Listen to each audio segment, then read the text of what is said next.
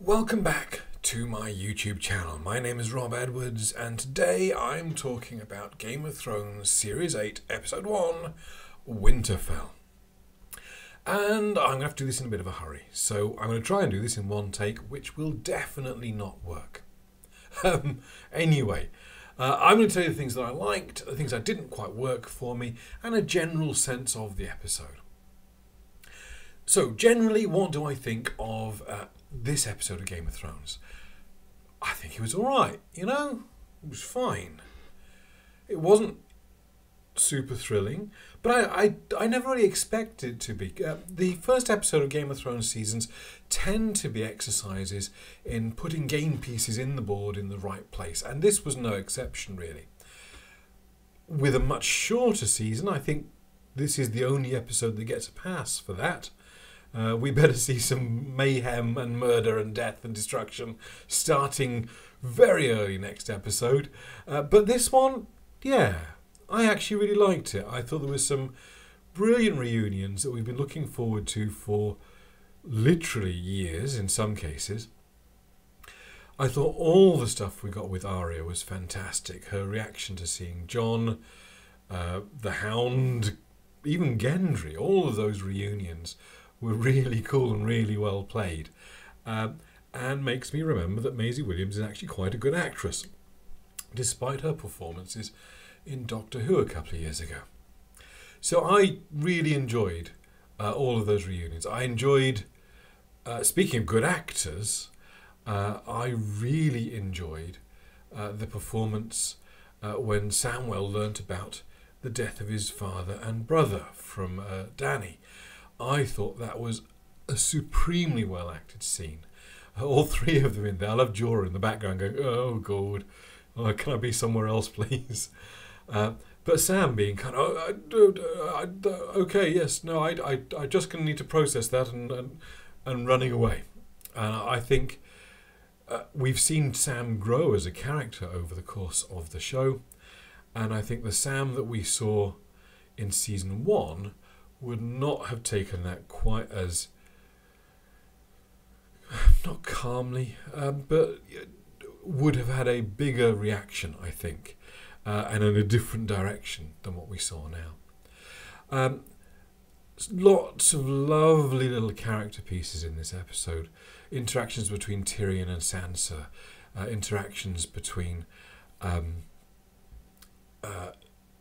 Lyanna Mormont coming back and facing down Jon, and how he's, essentially gone back on his word to be the King of the North. How that is going to play out now that Jon has been told the truth about him not just being King of the North, but the whole of Westeros, that I suspect is going to be a big thing for next episode. And I know some people I've talked to, because this is Game of Thrones, everybody talks about it, certainly within my circle of friends. Lots of people were kind of a bit down on this episode, really said, "Oh, nothing really happened," and the cliffhanger was rubbish. I love the cliffhanger. I love echoing back the very first episode of the series, of course, seeing Jon and Bran and Jaime kind of facing off across the courtyard. Both of them, well, Jaime realising quite what he's just got himself into, Bran presumably having known it for some time now. Did everything work for me? Well, no. I mean, not everything worked for me. I gave it a pass, and I still do, but I think a little bit more instant would have been nice.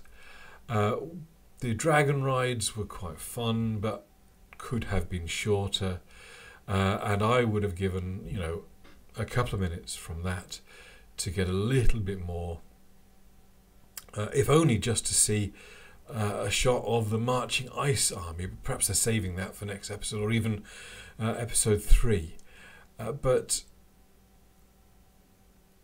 that's really my only complaint about this episode. I'm not so against it as some of the people I've spoken to. I'm pretty content with what we got, but a little more instant would have been nice.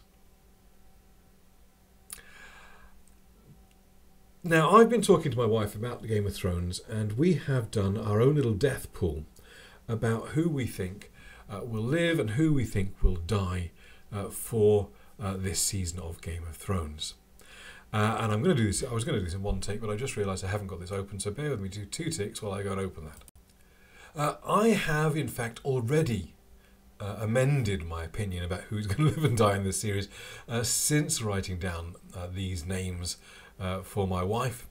But just a bit of fun, I'm going to stick to my guns. I'm going to stick with what I said, and we will have a look how the series progresses and whether me or my wife does better in our Game of Thrones death pool. So 3 people that I think are safe, 3 people I think are going to die, and then the same for my wife. So the 3 names that I have for people who are going to live to see the end of the final episode of season 8. I've put down Jon, because I think he is the one who's going to end up sitting on the Iron Throne at the end of it all. I think Tyrion is going to be standing next to him. Well, perhaps not standing. I think we're going to see another debilitating injury for Tyrion at some point during this season. So he is going to be there as Jon's hand, but is going to be even more of a sort of twisted wreck of a person than he's been, what with his nose being cut off and all the rest of it. And I actually think that Theon is also going to survive. This is something that so much has been done to him over the course of the season. Is he fated for heroic death? I can see that. I can see that as a sort of way to redeem his character. But I have this sneaking suspicion that the whole end of this season is going to end with Westeros shattered. And I think it's not going to be one kingdom called the Seven Kingdoms anymore. It's going to be 7 kingdoms called the Seven Kingdoms. And I think the end of the arc for Theon could be him sitting on the throne in the Iron Islands. I've decided that that's not true, but that's what I said to my wife, so that is what I'm sticking with for the purposes of my death pool. So that is what I'm saying for today. People who I think are definitely dead. I think Sam has now done what he can. I think we will see him have a heroic death defending something or someone. It might be baby Sam, although we've kind of played out that idea a couple of seasons ago. But I think Sam is fated a hero's death. And I think he's given most of the information he can now. So I think this could come at any moment. And I think, partly I think that Sam's dead because I have a great deal of affection for him. And that's a deliberate thing by the show to make us have a great deal of affection for him, which I think pretty much guarantees he's for the chop. So Sam, I think, is dead. I think Cersei is dead by the end of the season. I just don't see how you can have a satisfying end to this season with Cersei still alive. It just doesn't work for me. So dead, basically. And speaking of heroic deaths and defending someone, I think Brienne is going to die defending Sansa.